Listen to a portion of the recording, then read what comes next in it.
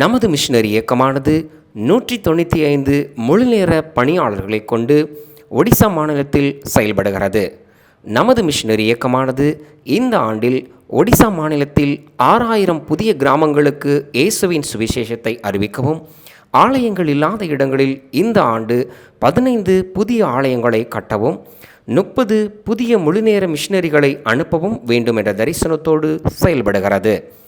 சுவிசேஷ பாரத்தோடு இயங்கும் இந்த ஊழியத்தின் தேவைகள் சந்திக்கப்படவும், கொடுக்கும் பங்காளர்கள் எழும்பவும் ஜெபியுங்கள். இந்த நிகழ்ச்சி உங்களுடைய வாழ்வில் நிச்சயமாக மாற்றத்தை கொண்டு வரும் என்று கர்த்தருக்குள் நம்புகிறோம். நம்ம யூடியூப் சேனலை சப்ஸ்கிரைப் பண்ணாதவங்க உடனே கீழே இருக்க பெல் பட்டனை கிளிக் பண்ணி சப்ஸ்கிரைப் பண்ணிக்கோங்க. புது வீடியோக்களை உடனுக்குடன் பார்க்கலாம். வாங்க வீடியோக்குள்ள போலாம். வேதனையோடு இருக்கிறான், சமாதானத்தை இழந்து போய்விடுகிறான், சரீரத்திலே வியாதிப்பட்டு கிடக்கிறான், தரித்திரத்தை சந்திக்கிறான். இதற்கெல்லாம் காரணம் என்ன? ஒரு மனிதனுடைய பாவம் மன்னிக்கப்படாததினாலே ஒரு மனிதன் முழுவதுமாய் சமாதானத்தை இழந்து போய்விடுகிறான். ஒரு மனிதன் இந்த உலகத்திலே வருவதற்கு தேவனே காரணமாயிருந்தார். அந்த மனிதன் தேவனிடத்திலே அன்புள்ளவனாய் இருக்க வேண்டும் என்பதே தேவனுடைய விருப்பம். ஆண்டவரும் அருமை இரட்சகரும் ஆகிய இயேசு கிறிஸ்துவின் நாமத்திலே ஒவ்வொருவரையும் அன்போடு கூட நான் வாழ்த்துகிறேன்.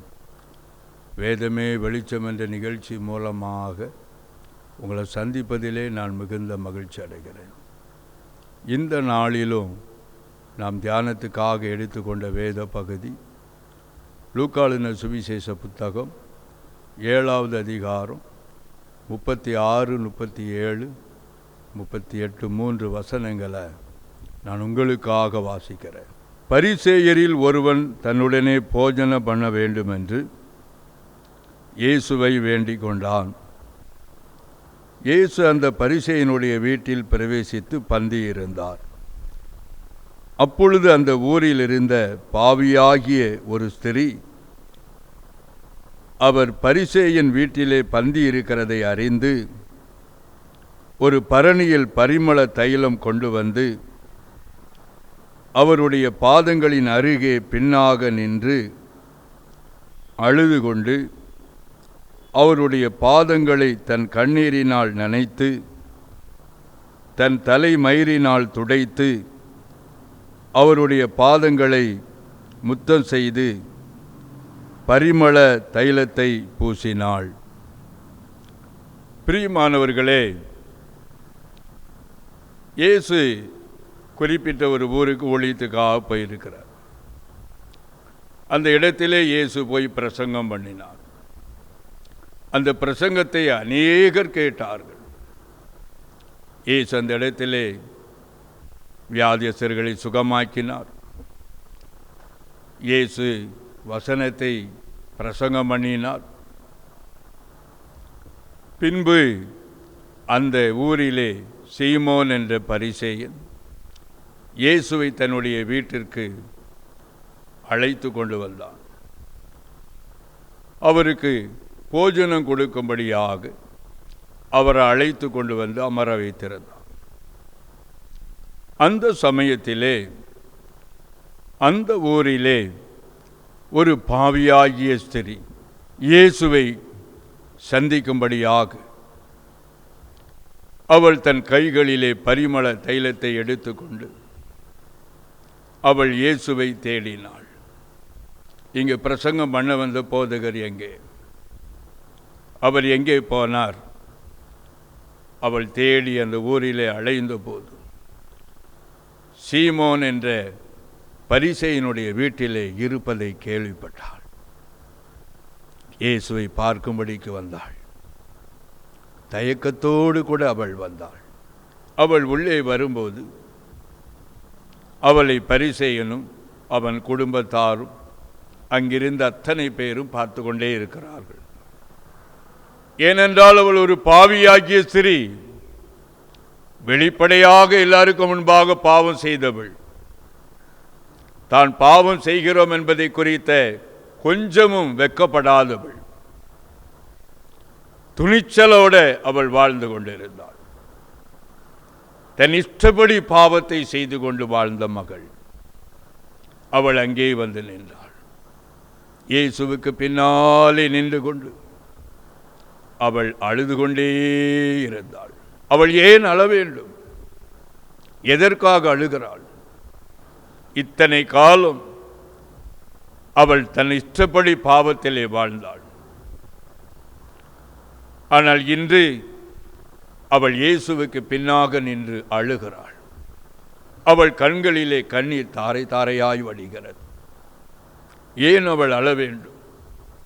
ஆணவமாயிருந்த அவள், மேட்டிமையாயிருந்த அவள் இன்றைக்கு இயேசுவுக்கு பின்னால நின்று ஏன் அழ வேண்டும்? எதற்காக அவள் அழுகிறாள்? இயேசுடைய பிரசங்கத்தினாலே அவள் தொடப்பட்டாள். இயேசுடைய வார்த்தை அவளை தொட்டது. தன் பாவத்தை அவள் உணர்ந்தாள். இயேசுடைய வாயிலிருந்து புறப்பட்டு வந்த வார்த்தை அவள் இருதயத்தை தொட்டது. தன்னுடைய பாவத்தை அவள் உணர்ந்தாள். தன் பாவத்திற்காக வீட்டிலே மனஸ்தாபப்பட்டாள். தன் பாவத்திற்காக உணர்ந்து அழுதாள். அழுததோடு அல்ல, அவள் இயேசுவை தேடினாள். பிரியமானவர்களே, ஒரு முறை எனக்கு அறிமுகமான ஒரு சகோதரர் என்னை பார்க்கும்படிக்கு வந்தார். அவர் சொன்னார், அண்ணா, நம்ம ஊருக்கு பக்கத்து ஊரில் இப்படி 3 நாள் ஒரு மீட்டிங், சிறப்பு மீட்டிங் நடந்து கொண்டிருந்தது. குறிப்பிட்ட ஒரு பிரபலமான ஊழியருடைய பெயரை சொல்லி அவர் பிரசங்கம் பண்ணினாரே, உங்களுக்கு தெரியுமா என்று கேட்டார். நானும் வெளியில் ஊழியத்தை முடித்துவிட்டு வந்த நாள் கேள்விப்பட்டேன் என்று சொன்னேன். நான் போயிருந்தேன். நல்ல கூட்டம், நிறைய மக்கள் வந்திருந்தாங்க. நல்ல அருமையாய் பேசினார், ரொம்ப நல்லா பிரசங்கம் பண்ணினார் என்று சொன்னார். எனக்கு ரொம்ப சந்தோஷம். அப்படியா? நிறைய மக்கள் கூடி வந்திருந்தாங்களா? நல்லா பிரசங்கம் பண்ணினாரா? கர்த்தருக்கு ஸ்தோத்திரம் என்று சொன்னேன். பின்பு அவரை பார்த்து நான் கேட்டேன், அண்ணா, என்ன தலைப்பில் அவர் பேசினார், அவர் என்ன பிரசங்கம் பண்ணினார் என்று நான் ஆவலோடு கூட கேட்டேன். அவர் அப்படியே யோசித்து கொண்டே இருந்தார். நல்ல பிரசங்கம் பண்ணினார், ஏதோ ஒரு வசனத்தை சொன்னார் என்று அப்படியே யோசித்து கொண்டே இருந்தவர் அப்படியே அவர் உள்ளம் உடைந்து போனது. ஏனென்றால் நாங்கள் உட்கார்ந்து பேசி கொண்டிருந்த இடம் தேவனுடைய சமூகம். அவர் முந்தின நாள் மீட்டிங் போயிட்டு வந்தார். நல்ல பெரிய கூட்டத்தை பார்த்தார், பிரசங்கத்தை கேட்டார். ஆனால் அவருடைய மனதிலே அந்த வார்த்தைகள் இல்லை. இந்த சிறியோ இயேசுடைய பிரசங்கத்தினாலே அவள் உள்ளம் உடைக்கப்பட்டது. தன்னுடைய பாவத்தை அவள் உணர்ந்தாள். பாவத்தோடு வாழ்ந்து கொண்டிருந்தவள் ஒரு பக்கம் பாவம் சந்தோஷத்தை கொடுத்தாலும் இன்னொரு புறம் பாவத்தினால் வரக்கூடிய வலிகள், வேதனைகள் இன்னொரு பக்கம். அன்று அவள் தன் பாவத்தை உணர்ந்தாள். தன் பாவத்திற்காக மனஸ்தாபப்பட்டாள். இயேசுவுக்கு பின்னால நின்று அழுது கொண்டே இருந்தாள். அவள் சத்தத்தை இயேசு கேட்கிறார். இயேசுவோ அவள் பின்னால திரும்பி பார்க்கவே இல்லை. அப்படியே உட்கார்ந்தாள். இயேசுடைய பாதத்தை அவள் தேடினாள். அவர் பாதத்தை பிடித்து கொண்டு அழ ஆரம்பித்தாள். அவருடைய பாதத்திலே தன்னுடைய கண்ணீரை அவள் ஊற்றினாள். கண்ணீராலே இயேசுடைய பாதத்தை நனைத்தாள். நனைத்தது மாத்திரமல்ல, கண்ணீராலே இயேசுடைய பாதத்தை அவள் முழுவதுமாக அவள் கழுவினாள். கண்ணீரினால இயேசுடைய பாதத்தை கழுவ முடியுமா? அவள் கழுவினாள். இயேசுடைய பாதத்தை கழுவினாள். தன்னுடைய கூந்தலினாலே இயேசுடைய பாதத்தை கழுவி அது அப்படியே கூந்தலினாலே துடைத்தாள். துடைத்துவிட்டு இயேசுடைய பாதத்திலே இடைவிடாமல் அவள் முத்தம் கொடுத்து கொண்டே இருந்தாள். ஒரு பக்கம் அழுகிறாள், இன்னொரு பக்கம் முத்தம் கொடுத்து கொண்டே இருந்தாள். பின்பு அவள் கொண்டு வந்த பரிமள தைலத்தை இயேசுடைய பாதத்திலே அவள் பூசினார். ஒரு நாள் அந்த விலைவேற பெற்ற பரிமள தைலத்தை அவள் பயன்படுத்தினாள். ஆனால் இன்று அதை குப்பையாக எண்ணினாள். இந்த உலக மேன்மைக்காக, இந்த உலகத்தை தகாத விதமாய் அனுபவிப்பதற்காக நான் என் சரீரத்தை பாவத்துக்கு ஒப்புக் கொடுத்தேனே, அதையெல்லாம் அற்பமும் குப்பையும் என்று எண்ணி அவள் இருதயத்திலே வெறுத்தாள். இயேசுடைய பாதத்தை கூந்தலினாலே துடைத்தாள்.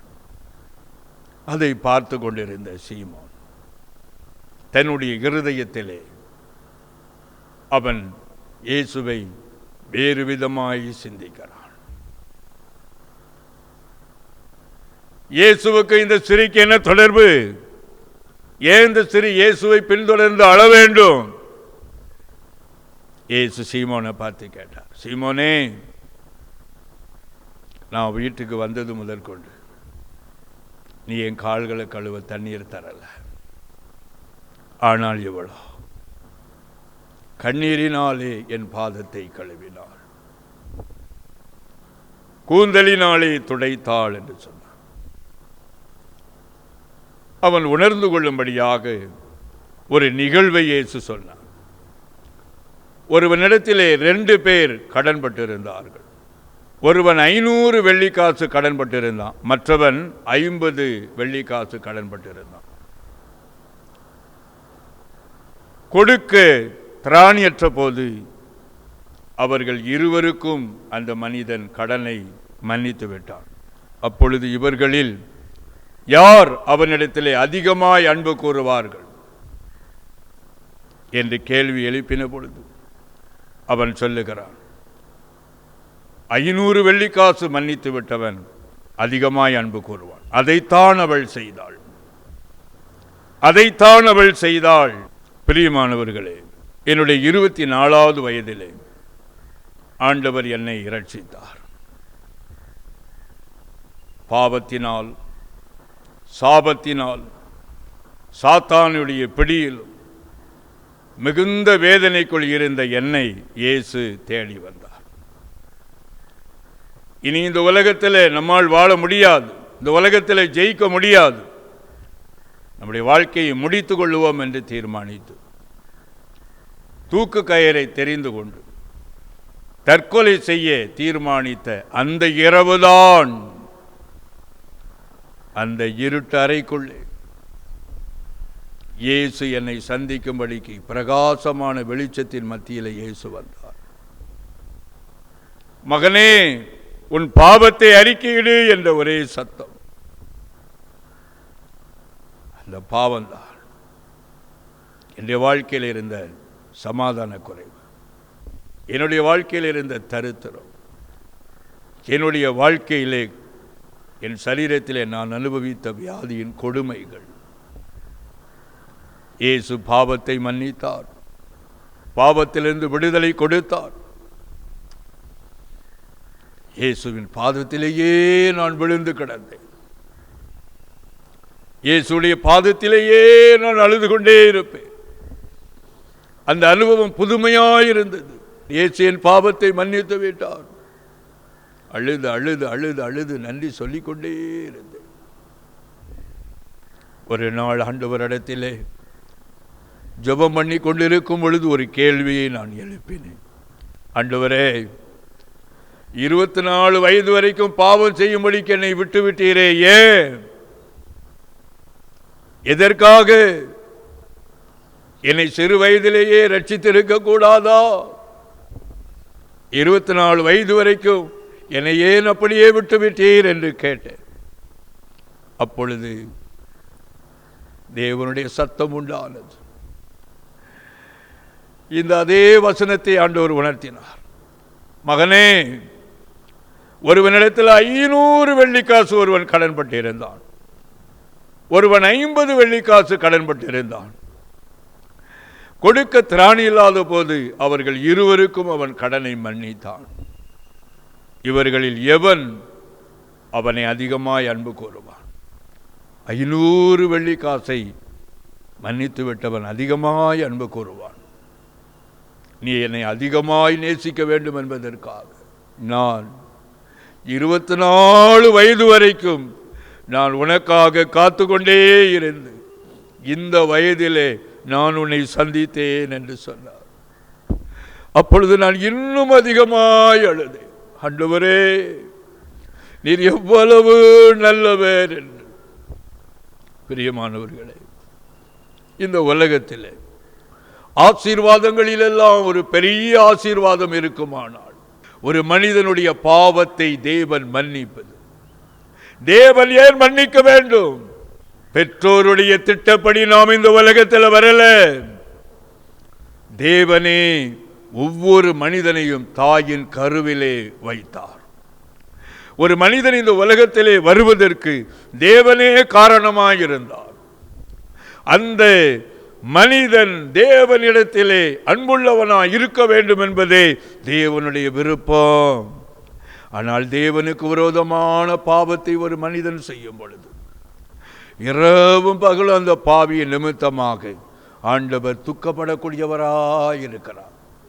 கருமையான சகோதர சகோதரிகளே, இன்றைக்கு பாவ மன்னிப்பை பெறுவதற்காக மனிதர்கள் படுகிற பாடுகளை பாருங்கள். கூட்டம் கூட்டமாய் மக்கள் போய் தண்ணீரிலே மூழ்கி எழும்புகிறார்கள். கூட்டம் கூட்டமாய் மக்கள் மலைகளை நோக்கி ஓடுகிறார்கள், குன்றுகளை நோக்கி ஓடுகிறார்கள், பல இடங்களுக்கு அலைந்து திரிகிறார்கள். நான் எங்கு போனால் என் பாவம் மன்னிக்கப்படும், நான் எங்கு போனால் என் குற்ற உணர்வு நீங்கும். இரவும் பகலும் என் இருதயம் என்னை பார்த்து சொல்லுகிறதே, நீ ஒரு துரோகி, நீ இப்படி பாவத்தை செய்துவிட்டாய், நீ அநியாயம் செய்துவிட்டாய் என்று ஒரு மனிதனுடைய இருதயத்துக்குள்ளே இரவும் பகலும் அவனுக்கு விரோதமாய் சாட்சியிடுகிறதே. அவனுடைய மனசாட்சி அவனை கொல்லுகிறதே. அதனால் அவன் ஒடுங்கி திரிகிறான், வேதனையோடு இருக்கிறான், சமாதானத்தை இழந்து போய்விடுகிறான், சரீரத்திலே வியாதிப்பட்டு கிடக்கிறான், தரித்திரத்தை சந்திக்கிறான். இதற்கெல்லாம் காரணம் என்ன? ஒரு மனிதனுடைய பாவம் மன்னிக்கப்படாததினாலே ஒரு மனிதன் முழுவதுமாய் சமாதானத்தை இழந்து போய்விடுகிறான். பாவம் ஒரு மனிதனுடைய வாழ்க்கையில் சமாதானத்தை கொண்டு போய்விடுகிறது. சமாதானம் இல்லாதபடிக்கு சமாதானம் இந்த உலகத்தில் எங்க கிடைக்கும்?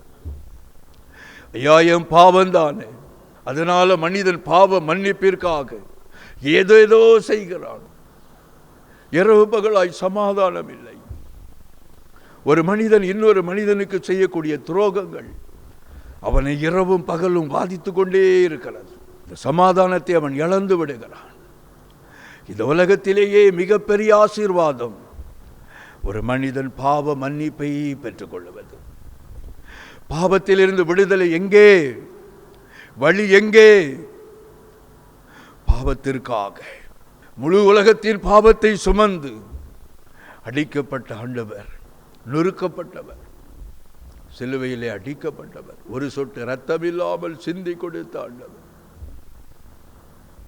சிந்தித்து பாருங்கள், எத்தனையாய் அவர் சிலுவையிலே கொடிய வேதனைப்பட்டார். எதற்காக? யாருக்காக இந்த பாடுகள்?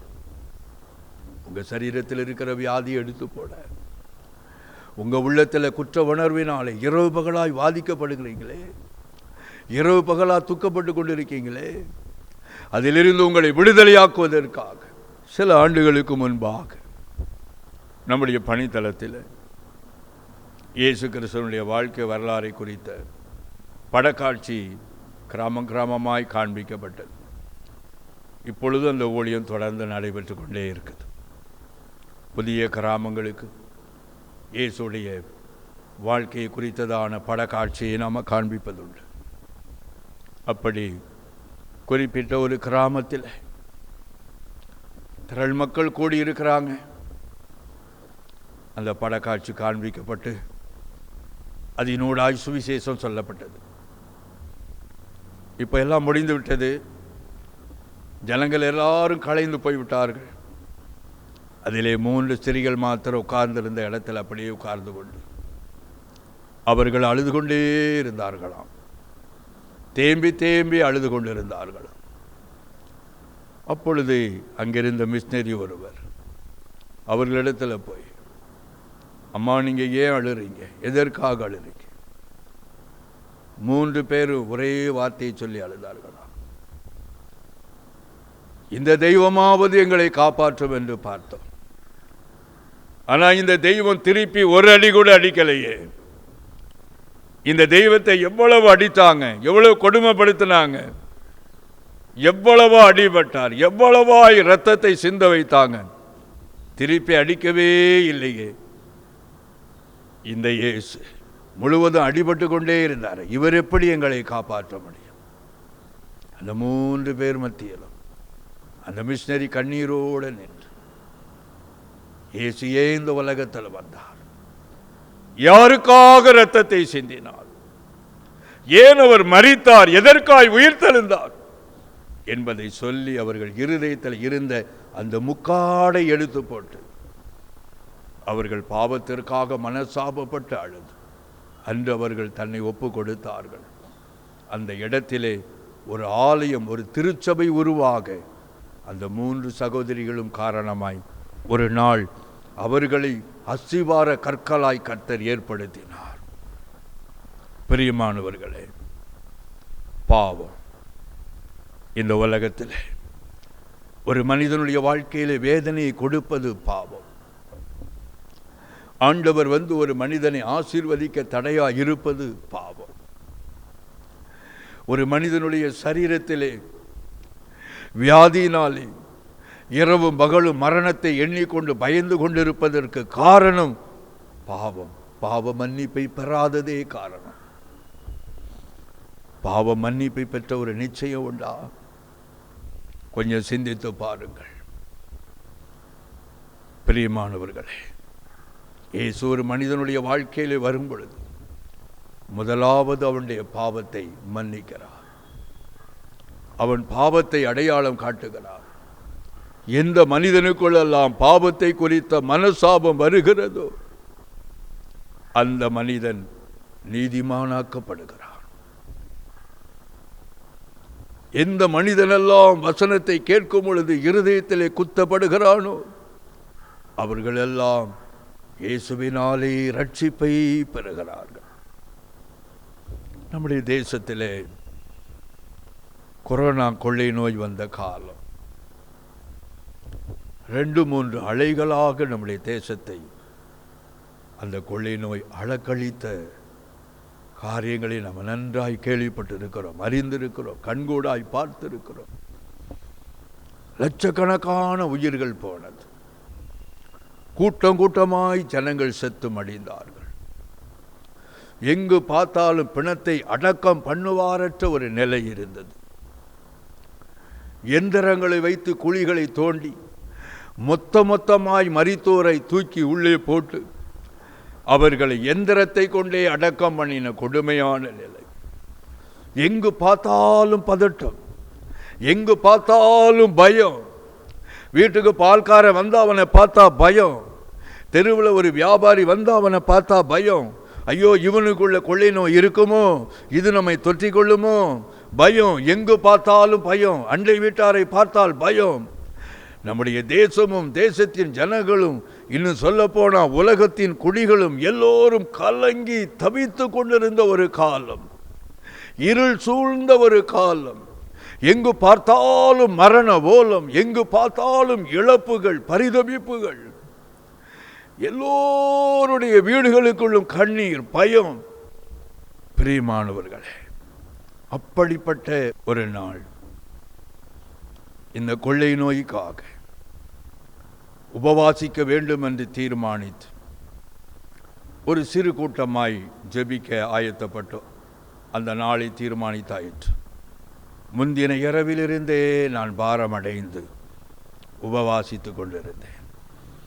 அதிகாலையிலே நான் ஆண்டவருடைய சமூகத்தில் காத்திருந்து ஜெபித்தேன். ஆண்டவரே, நான் என்ன விதமாய் ஜெபிக்க வேண்டும்? என் தேசத்திலே நடக்கிற இந்த நிகழ்வை பார்த்து நான் மிகவும் துக்கப்படுகிறேன். என்ன விதமாக ஜெபிக்கணும்? ஆண்டவர் சொன்னார், மகனே, எந்த மதத்தை சார்ந்தவனாயிருந்தாலும் அவனை நானே தாயின் கருவிலே வைத்தேன். பூமியும் அதன் நிறைவும் கர்த்தருடையது, உலகமும் அதன் குடிகளும் கர்த்தருடையது என்று வேதம் சொல்லுகிறது. நான் உண்டாக்கின மனிதன் இன்றைக்கு கொள்ளை நோயில் மருத்துவமனையில் மரணத்தின் விளிம்பிலே போராடி கொண்டிருக்கிறான். எந்த மனிதனெல்லாம் தன் பாவத்திற்காக மனசாபப்பட்டு இருதயத்தில் வாதிக்கப்படுகிறான், என் பாவம்தான் என்னை இந்த இடத்துல கொண்டு வந்தது என்று தன் பாவத்திற்காக மனசாபப்படுகிறானோ அவன் மன்னிப்பை பெற்றுக்கொண்டு அவன் ஜீவனோடு வீடு திரும்புவான்.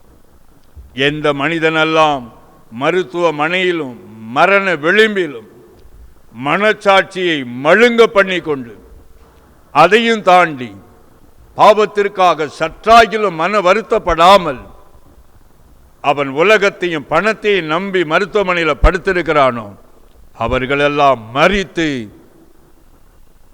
சுடுகாட்டிலே போய் சேர்க்கப்படுவார்கள்.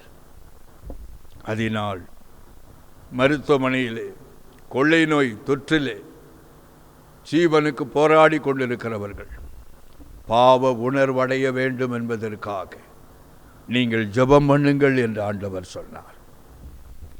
ஆம் பிரியமானவர்களே, இயேசுவை அறியாத மனிதர்களுக்குள்ளும் தேவன் மனிதனை உண்டாக்கும் போது அவனுக்குள்ளே மனசாட்சியை வைத்திருக்கிறார். அந்த மனசாட்சி அந்த மனிதனுடைய பாவத்தை உணர்த்தக்கூடியதாயிருக்கிறது. ஆம் பிரியமானவர்களே, இயேசு உங்களை வந்து தொட வேண்டுமானால், உங்களை ஆசீர்வதிக்க வேண்டுமானால், உங்க வாழ்க்கையில குடும்பத்துக்குள்ளே சமாதானம் வர வேண்டுமானால் முதலாவது உங்கள் பாவம் கழுவப்பட வேண்டும். நீங்கள் பாவ உணர்வடைய வேண்டும். நான் உங்களுக்காக ஜெபிக்க போகிறேன். தகப்பனே, இந்த வார்த்தையின் மூலமாக உம்முடைய பிள்ளைகளோடு நீர் இடைப்பட்டு கொண்டிருக்கிறீர். நன்றி அப்பா. தகப்பனே, படுக்கையில் இருந்து கொண்டே இந்த நிகழ்ச்சியை பார்த்து என் பாவம்தான் என் கால்களிலே இந்த வியாதி கண்டிருக்கிறது, என் பாவம்தான் சிறுநீரகத்திலே இந்த வியாதியை கொண்டு வந்தது, என் பாவம்தான் இருதயத்திலே இந்த வியாதியை கொண்டு வந்தது, என் பாவம்தான் இந்த பொல்லாத கேன்சர் வியாதியை கொண்டு வந்தது என்று மரண விளிம்பில் இருந்து கொண்டு பரிதபித்துக் கொண்டிருக்கிற இந்த நிகழ்ச்சியை பார்த்து, இந்த நிகழ்ச்சியை கேட்டு இன்றைக்கு மனசாபப்படுகிற வீடுகளிலே, ஐயோ என் பாவம்தானே இந்த இழப்புக்கு காரணம், ஐயோ என் பாவம்தானே இந்த நல்ல குடும்ப வாழ்க்கையை இன்றைக்கு இழப்பதற்கு காரணம், என்னுடைய வாழ்க்கை துணையை நான் இழந்து விட்டேன், இன்றைக்கு என் பிள்ளைகளை இழந்திருக்கிறேன் என்று பாவத்திற்காக மனசாபப்பட்டு கண்ணீர் வடிக்கிற உணர்வடைந்த ஒவ்வொரு இருதயத்துக்குள்ளும் உம்முடைய கல்வாரி ரத்தம் இப்பொழுது இறங்கட்டும் என்று நான் ஜெபிக்கிறேன் அப்பா. பாவத்திற்காக மனசாபப்படுகிற ஒவ்வொருவருடைய பாவங்களை மன்னித்து இப்பொழுதே பாவங்களை மன்னித்து அவர்களுடைய சரீரத்தில் இருக்கிற வியாதியை நீர் எடுத்து போடும்படியாக நான் ஜெபிக்கிறேன் அப்பா. நீர் உண்டாக்கின மனிதர்கள் வியாதியிலும் தரித்திரத்திலும் வறுமையிலும் சமாதானம் இல்லாமலும் வாழ்வதை நீர் விரும்பவில்லையே. நீர் அவர்களுக்காக அழுகிறவராயிருக்கிறீரே. திரளான ஜனங்களை கண்டபோது மனது உருகினீரே, பரிதபித்தீரே. இப்பொழுதும் தகப்பனே, ஆண்டவரே, மனசாபப்படுகிற துக்கப்படுகிற ஒவ்வொருவர் மீது உம்முடைய வல்லமை இறங்குவதாக. பாவத்தின் நிமித்தமாக குடும்பங்களுக்குள்ள போராடுகிற சூனியத்தின் ஆவிகள், சூனியத்தின் வல்லமைகள், பில்லி சூனிய ஆவியின் கிரியைகள் இயேசுவின் நாமத்திலே சரீரத்தை விட்டு, வீடுகளை விட்டு, வியாபார ஸ்தலங்களை விட்டு விலகி போய் என்று கட்டளையிடுகிறேன். இயேசுவின் நாமத்தில் வல்லமை வீடுகளுக்குள்ளே இறங்குவதாக. 1998 ஆண்டு ஆரம்பிக்கப்பட்ட நமது கல்வாரி சுவிசேஷ மிஷனரி இயக்கமானது ஒடிசா மாநிலத்தை தலைமையிடமாக கொண்டு ஒடிசா மாநிலத்தில் 6 மாவட்டங்களில் 176 மிஷனரிகளை கொண்டு 13 இன மக்கள் மத்தியில் ஒவ்வொரு மாதமும் 500 புதிய கிராமங்களை சந்திக்க வேண்டும் என்ற மேலான தரிசனத்தோடு சுவிசேஷ பணியினை செய்து வருகிறது. தேவனுடைய ஆலயங்கள் இல்லாத இடங்களில் தேவனுடைய வார்த்தையை அறிவித்து நமது ஊழியத்தின் மூலம் ஆலயங்கள் கட்டப்பட்டு வருகிறது. ஒடிசாவில் வாலிபர் முகாம் சிறுவர் முகாம், விடுதலை முகாம் மூலமாக எண்ணற்ற மக்களுக்கு தேவனுடைய வார்த்தையானது அறிவிக்கப்பட்டு வருகிறது. அறியப்படாத இடங்களில் தேவனுடைய வார்த்தையை அறிவிக்கும் நமது மிஷனரி ஊழியத்தில் இன்னும் அதிகமான மிஷனரி பணியாளர்கள் எழும்பப்படவும், ஒடிசா மொழியில் தேவனுடைய பரிசுத்த வேதாகமத்தை கொடுக்கும் நன்கொடையாளர்கள் எழும்பவும் ஜெபித்துக் கொள்ளுங்கள்.